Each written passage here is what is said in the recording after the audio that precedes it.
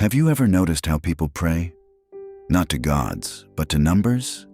They don't kneel before altars anymore. They kneel before salaries, markets, and bank accounts. Faith has a new scripture now: balance sheets, credit scores, and interest rates. The poor sacrifice their time. The rich sacrifice their conscience. And everyone keeps pretending it's just business. But if money decides who lives and who starves, who's truly divine? Maybe God never left. We just renamed him. And now he's printed on paper, glowing on screens, silently watching every choice you make. Once, humans worshipped gods they couldn't see. Now they worship something they can touch, yet never truly possess. Money became the invisible hand that moves everything: love, power, morality, even freedom. It dictates what's right, what's valuable, what's beautiful. It decides whose pain matters and whose doesn't. Politicians speak its language. Religions adjust to its rhythm. Families collapse in its absence, and nations burn in its pursuit.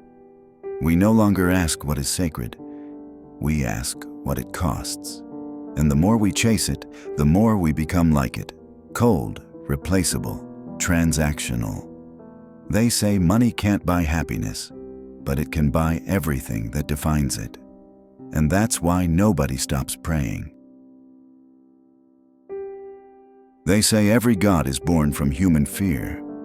In the ancient world, people feared storms, death, hunger, so they created gods to explain what they couldn't control. But when humans learned to control nature, to trade, to measure value, a new fear emerged: the fear of being worthless. And that's when money was born. Money didn't start as greed. It started as trust. A simple agreement between two people. This has value because we both believe it does. But belief, when shared by millions, becomes faith. And faith, when institutionalized, becomes religion. So kingdoms built temples of commerce, and priests became bankers. Coins replaced blessings.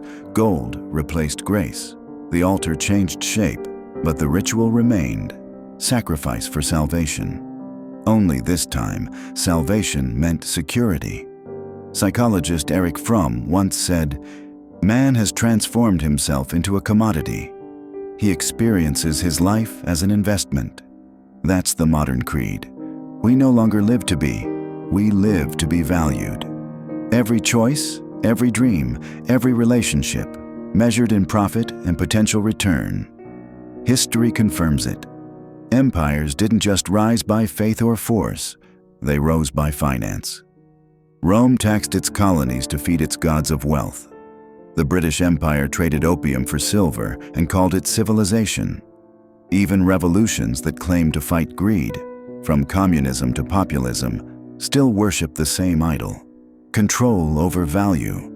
Different name, same devotion. When the industrial age came, humanity became machinery. Men sold their hours, women their bodies, children their futures, all for paper stamped with power. The few who held it became gods among mortals. The rest prayed for its mercy. And so, money ceased to be a tool. It became a mirror. It reflects who we are, what we fear, and what we're willing to destroy to feel safe. It doesn't demand worship because it knows we already do. Worship has never been about gods. It has always been about power. Humans kneel not to holiness, but to whatever holds control over their survival. And in the modern world, survival is no longer about faith or strength. It's about wealth. Money rewired the human mind. It replaced instinct with calculation, empathy with transaction. Sigmund Freud once said, "Men are strong so long as they represent a strong idea." Today, that strong idea is profit. Everything else, morality, kindness, loyalty, bends beneath it.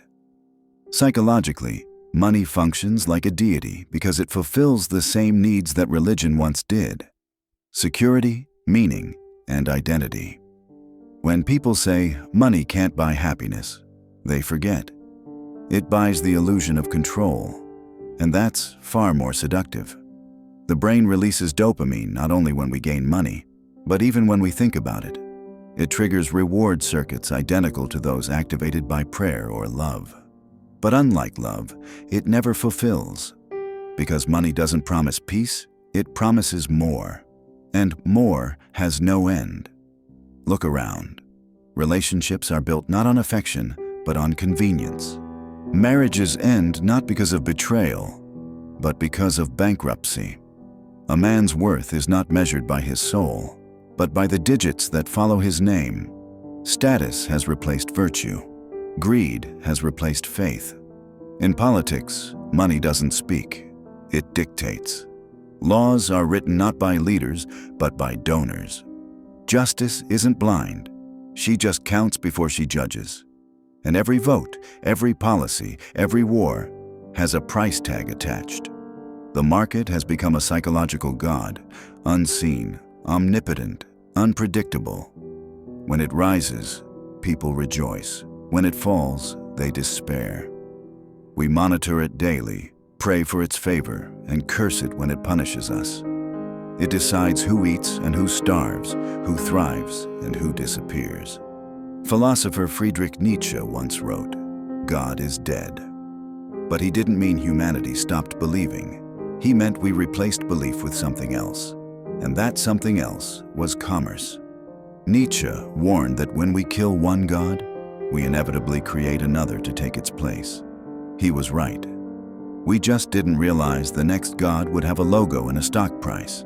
The psychological trap is elegant. Money convinces us it brings freedom, yet it chains us to the chase. It promises independence, yet forces dependence on systems we can't control.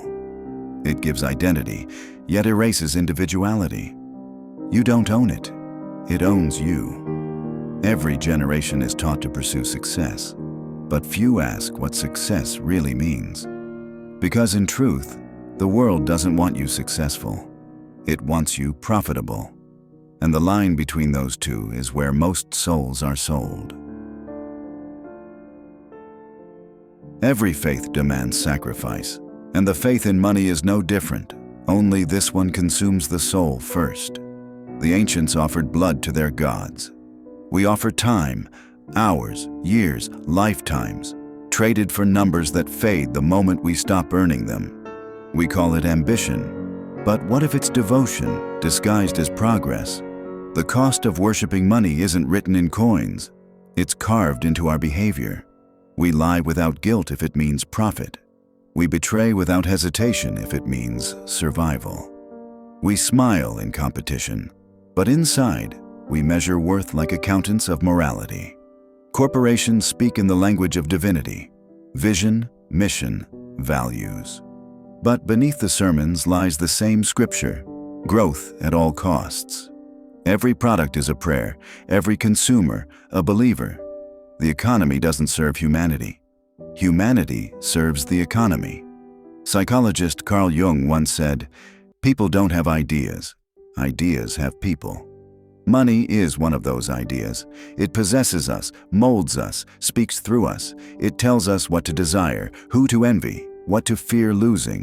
And when we lose it, we lose ourselves, as if divinity itself has abandoned us. History is full of civilizations that mistook wealth for immortality. The Romans, the Mayans, the Soviets, all believed their empire could not fall as long as their coffers were full. Yet every golden age ends the same way, in moral bankruptcy long before financial collapse. In the modern age, the altars have multiplied. Luxury, fame, influence, all branches of the same sacred tree. People chase what glitters, believing it's gold. But everything that shines comes from something burning. We sacrifice nature for convenience. We sacrifice truth for profit. We sacrifice empathy for efficiency. Until the world itself becomes a marketplace, and everything, even pain, becomes a product. The saddest part is not that people worship money. It's that they do it without realizing they are praying. Every tap, every scroll, every late-night grind, a silent ritual repeated billions of times. A collective faith so powerful it no longer needs temples, only Wi-Fi. Philosopher Jean Baudrillard warned, "We live in a world where the real is replaced by the sign of the real. Money is no longer value, it's the symbol of value. A belief so abstract, it can collapse in a single rumor. And yet, that illusion commands armies, buys governments, and defines human worth." The ultimate irony is this: we created money to control the world. But in the end, it controls us, not by force, but by faith. And faith, once misplaced, never asks for forgiveness. It just watches as we keep praying to something that will never pray back. Maybe money was never the enemy. Maybe it was only a mirror, reflecting the emptiness we tried so hard to deny. We blamed greed, but greed was only hunger without meaning. We blamed corruption, but corruption was just the natural language of desire. Money didn't change us, it revealed us. Because the truth is simple. Humans have always needed something to believe in. When heaven went silent, we built our own gods. Not of fire or thunder, but of numbers and zeros. And in them, we found both salvation and slavery. Perhaps that's the cruelest irony. We chase money thinking it will set us free, but freedom has no price tag. And anything that can be owned will eventually own us. So we keep running, earning, consuming, not to live, but to avoid feeling worthless.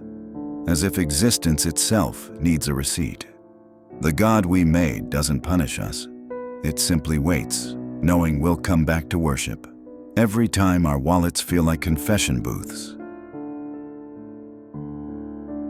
In the end, the world won't fall because of poverty. It will fall because people forgot what has no price. When the last tree is sold, when silence becomes a luxury, when love is measured by return on investment, maybe then we'll remember what we traded away. But by then, the God we created will be too powerful to unmake. It won't need to rule us. We'll rule ourselves in its name. And every act of kindness, every piece of art, every spark of truth will carry a barcode. That's how gods win. Not through fear, but through faith disguised as necessity. So if money is the real God, then humanity is its most faithful church, and our prayers are printed, spent, and forgotten.